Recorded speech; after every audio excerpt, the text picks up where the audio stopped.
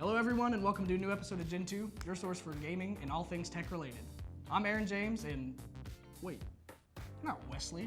No, I'm Quinn. But let's get right into this week's up and coming releases. You can see these games and many more released on your favorite platforms throughout the month. Sadly, there's no huge new games to kick off our new season of Gentoo, but at least we've got a new game sponsored by Monster Energy, right? Ooh. Monster Energy Supercross 3 releases for the PC, PS4, Xbox One, Switch, and Stadia on February 4th. Monster Energy Supercross 3 is the most official iteration yet, with it allowing you to ride for the official teams. And when you're not riding, you can put on your creativity cap and make use of the new track editor. Knights and Bikes releases for the Switch on February 6th. Now this is the real game, this is where it's at. In this, you'll play as Nessa and Demelza as they explore an ancient island with their pet goose, Captain Honkers. Honk! Riding and upgrading their bikes on a quest for treasure, adventure, and an end to childhood boredom. Zombie Army 4 Dev War releases for PC, PS4, and Xbox One on February 4th. We're finally getting what we've always wanted, another game to kill Nazi zombies in. This iteration includes new zombies, new weapons, and even better kill cams. Sounds pretty good. These games and many more will be releasing throughout the month, so be sure to be on the lookout for them. Up next, check out Wireside with Quinn.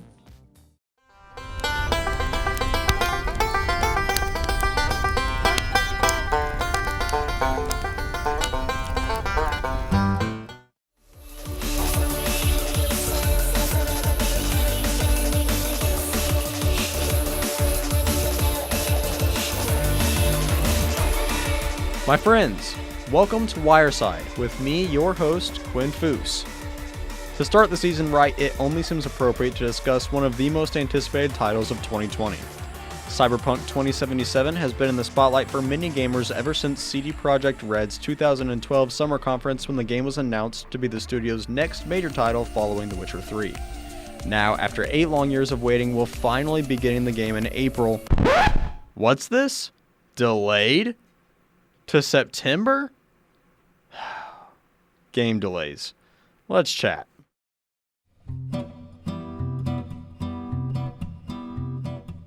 A growing trend in the video game industry in recent years has been delayed games. In fact, many recent highly anticipated games such as Final Fantasy VII Remake, Doom Eternal, and of course Cyberpunk 2077 have already had their release windows pushed back.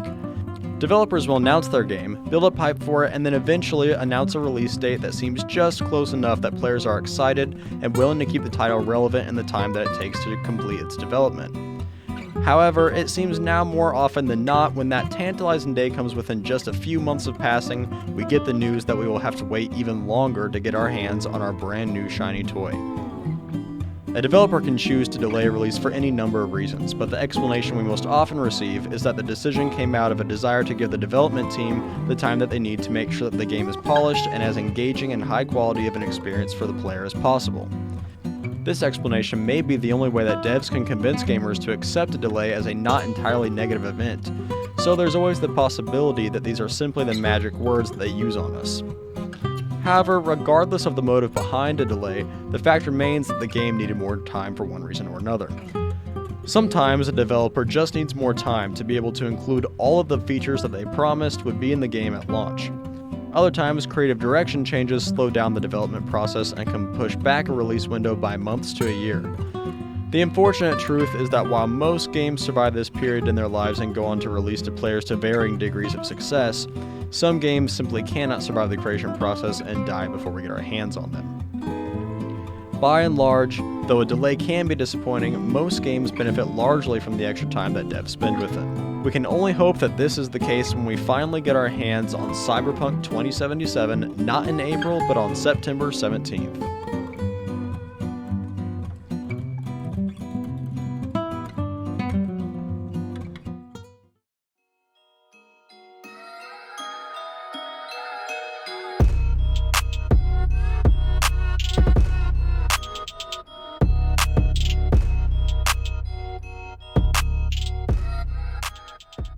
One of the most iconic anime villains of all time, Frieza, son of King Cold and younger brother of Cooler, is a galactic emperor known for his ruthlessness and extremely high power level. Frieza doesn't come off as some kind of sadistic brute with no intelligence. Frieza displays a polite manner with a rather eloquent language. Mixed in with his warlike attitude is lots of dark humor, mockery, as well as a terrifying temper. Emperor Frieza led his own army in Galaxy 7 known as the Frieza Force, with the strongest unit being the Ginyu Force led by none other than Captain Ginyu. Little is known about the origins of Frieza's race, other than their abnormally high power levels and their unmatched pride, aggression, and cruelty. To control and mask his true power, Frieza has multiple forms that he can transform between. The first time Frieza appears, he's in his first form, which is the weakest.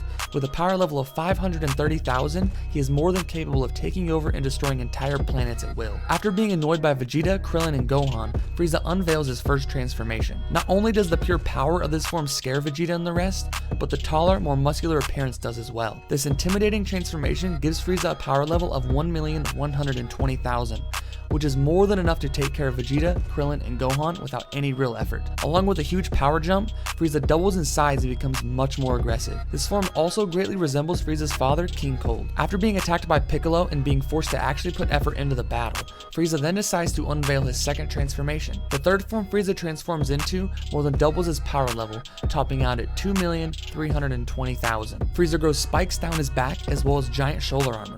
His head also elongates backwards, making him appear even less human. After seeing the horrifying transformation, Krillin calls Frieza a monster. Frieza's last transformation into his apparent original form wasn't spurred on by a fierce battle or a fear of being defeated. Frieza showed off his final form just to see the looks of fear on the Z-Fighters' faces.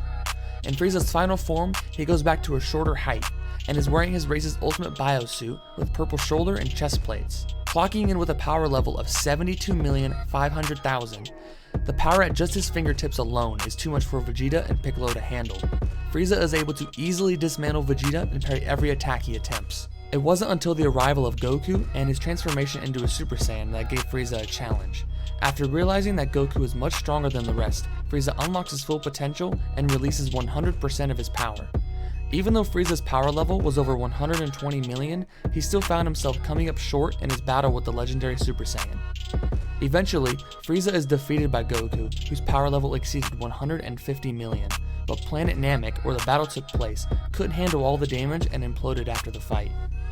Lord Frieza may not be the biggest, but he definitely is one of the baddest. Well guys, the time is 3:08 a.m. We received a letter telling us language, but there's some pretty terrible things happening in this asylum. So what better time? It's 3:09 now, real time. What better time to check out something spooky? This game is called Outlast. I've played it before. It's been years though. It was one of the first games I had on my PlayStation.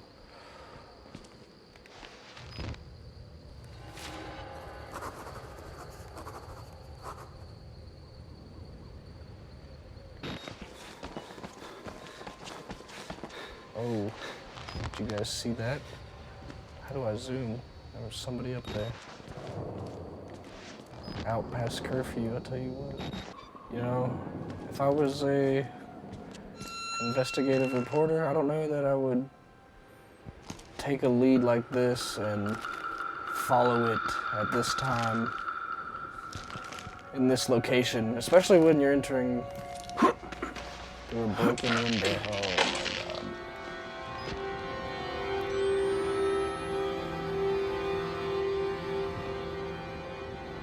I don't like this. You really cannot see anything without the camera up. I zoomed. Trying to keep the voice down. Got people sleeping around me.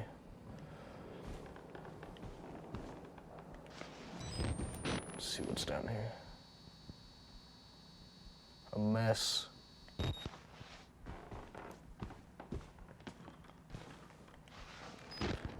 I think this is L. Ron Hubbard of the cupboard, Scientology.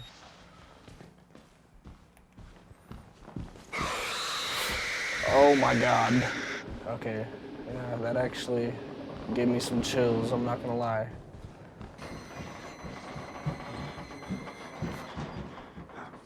Oh no. I remember what happens here. I do not like this one bit.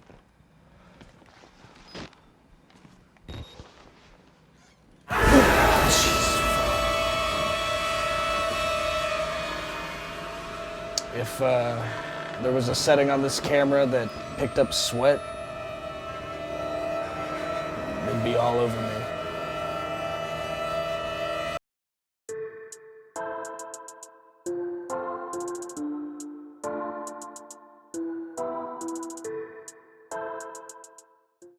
Hi everybody, my name is Keegan Cooper, and today we're talking about Red Dead Redemption 2. Welcome to Expectation versus Reality.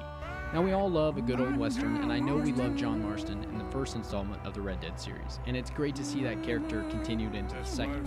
My overall expectations for the game definitely lived up to the hype, but I did have one main concern. But first of all, who cannot love the idea of being an outlaw, running from the government, and truly living a hard life?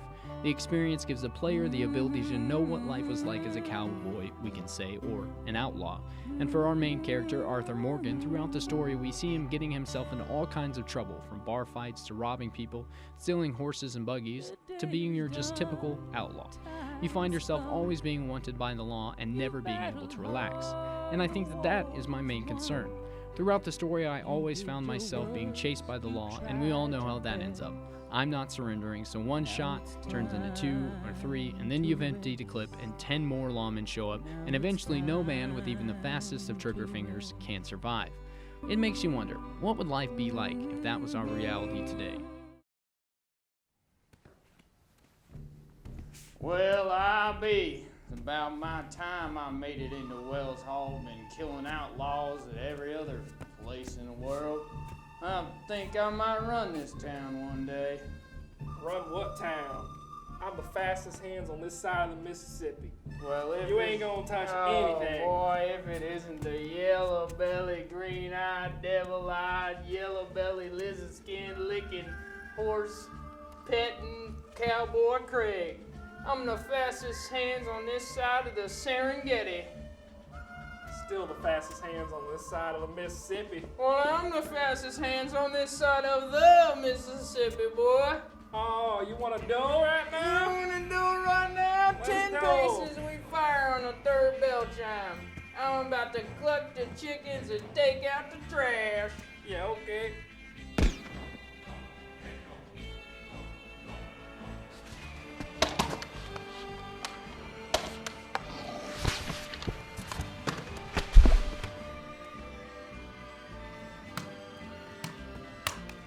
Right, Cowboy Craig. You lose. I win. Any other you outlaws out here in Wells Hall challenge me? Cowboy Cooper will be here. So as you can see, we may never have the outlaw horse riding days of the West again, but with Red Dead Redemption 2, it gives you a wonderful third-person or first-person experience of what life could have been like.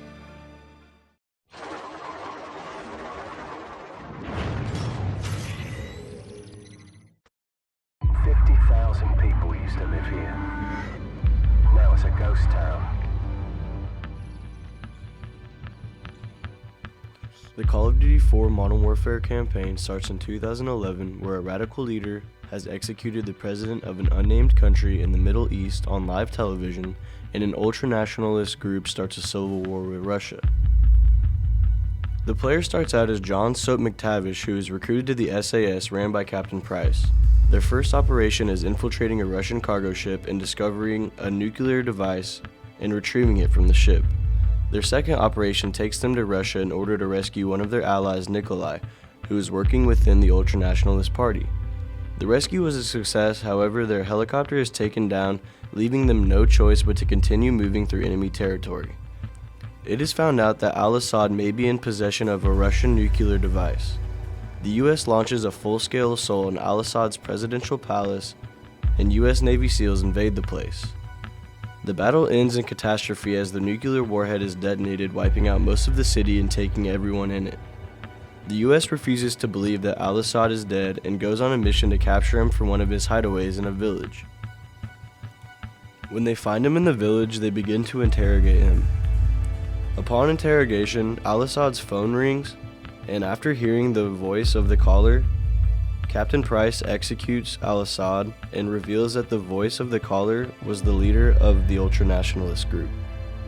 That takes the squad to Chernobyl, where they found the leader but only severed his arm, and they are forced to escape. In order to find his whereabouts, they embark on a mission to find the leader's son, who is cornered on a rooftop and jumps, committing suicide. Because of this, the leader of the ultranationalists takes control of a nuclear launch facility with intentions to launch missiles to the US. Luckily, the SAS and Force Recon Group managed to seize the command room and remotely destroy the missiles over the Atlantic. The leader was fleeing the place and starts a hot pursuit. During the pursuit, a bridge is shot by a missile, trapping the leader in one location. Soap is given a M1911 and kills the leader. The missile incident of the ultranationalist support of the missile launch is covered up, thus causing the events of Call of Duty Modern Warfare 2. Upon completion of the campaign, a special epilogue mission is unlocked for play. The mission itself has no bearing on the campaign plot and focuses on an SAS squad fighting terrorists that have hijacked an airplane and taken a VIP hostage. It is noted that during the campaign, the player takes on the role of various characters, and the character's involvement in the plot occurs simultaneously and overlaps the events in the game. As such, the player's perspective changes from one character to another between missions.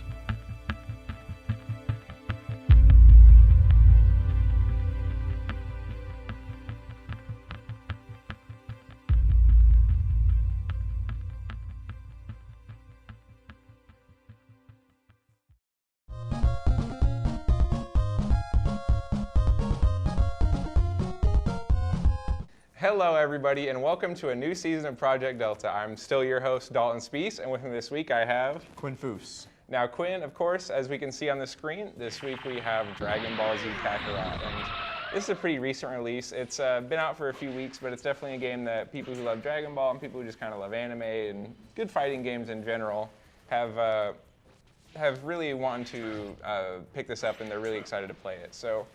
First of all, Dragon Ball Z is such a great franchise, and it's been around, longer than we've been around. Well, I that's think. definitely true, yeah. So first of all, I want to ask, what was your experience growing up with Dragon Ball Z? Well, it's pretty sad. I didn't get into Dragon Ball Z until like a year and a half ago, so I didn't even have an experience when I was a child with Dragon Ball Z. Wow. Yeah, and now I consider myself a huge fan, but I really missed out when I was younger. Yeah, you're telling me. But so for me growing up, the first thing that pops to my mind is I was watching Dragon Ball Z on Toonami back when it was on Cartoon Network, and Cartoon Network, was good. But I digress. And so I remember watching it, and it must have been like one of the final episodes. It might have been just an episode where Goku died, and he was like walking like off into Dragon Ball heaven, and he gave us the old like see you later type thing. I just remember like crying. I was like, oh wow. Dude, I don't even know what was going on. I was too young to comprehend, but I just know, man, that was a powerful moment. But also, I remember playing a whole lot of Dragon Ball Z games growing up. I remember coming home from elementary school and sitting at the PlayStation 2 and playing Budokai 2 with my friend Colby, and we never had a memory card. So every time he brought the game over, we'd have to restart. Oh, wow. And Budokai 2, I loved it because it was the one where it's got the little game pieces. Yeah. And so you're just kind of hopping around the map, and you got to go and chase down Boo and everything. But definitely my favorite series of Dragon Ball games so far has been the Tenkaichi series, which with you adopting Dragon Ball so late, you probably haven't even played them. I haven't, no. But they're excellent. They're kind of like this game because they're 3D, which I love the 3D Dragon Ball Z games. The fighters, the 2D stuff's kind of not for me. I love fighters. I actually think it's great because it's a nice challenge. The fighting combat in fighters is complex and it takes some skill. Yeah, it brings a whole different element just because there's the classic fighting game combos that are involved. You can juggle people and do all that kind of stuff, which I'm just not good at. I've tried playing Killer Instinct, terrible at that game. Smash Bros, not so well. I guess Smash Bros can be all about combos, but it's more about having fun. So that's a fighting game I can get into. Well, of course. I'm going to fight this guy. Oh, of course, but as we get into this fight, I want to know, as far as new content and missions go in this game, we all know about the sagas in Dragon Ball. We've got the Saiyan, the Frieza, the Cell, and the Buu sagas, but reading into this game, it said there were some missions and interactions in this game that kind of reveal some never-before-seen lore that fans have wanted to uncover. So I want to know, is there anything you've seen in the story so far that has kind of surprised you or something you didn't really know about that was just new thanks to this game? Well, I'm not too far into the story right now, but there was a scene with Raditz talking to Nappa and Vegeta before he heads towards Earth. And if I'm not mistaken, that scene is a new scene that wasn't in the anime originally. Which is pretty cool if I can get my flying under control. What I don't doing? know. You're like trying to get into this trying wind to go tunnel. through this. I know there's also a little bit of an additional scene with Piccolo whenever he kind of sacrifices himself for Gohan. You see him running kind of like desperately to get in front of him. And that's new content too. And the reason I think that that's cool is because even though it's not like new stories or new lore necessarily, it gives you maybe a more dramatic look, a more informed look at the game or at the story, and makes it nice. One of the lines of dialogue I just saw on the screen that really I kind of laughed because I know it's like such a Dragon Ball thing is unbelievable. The moon's gone.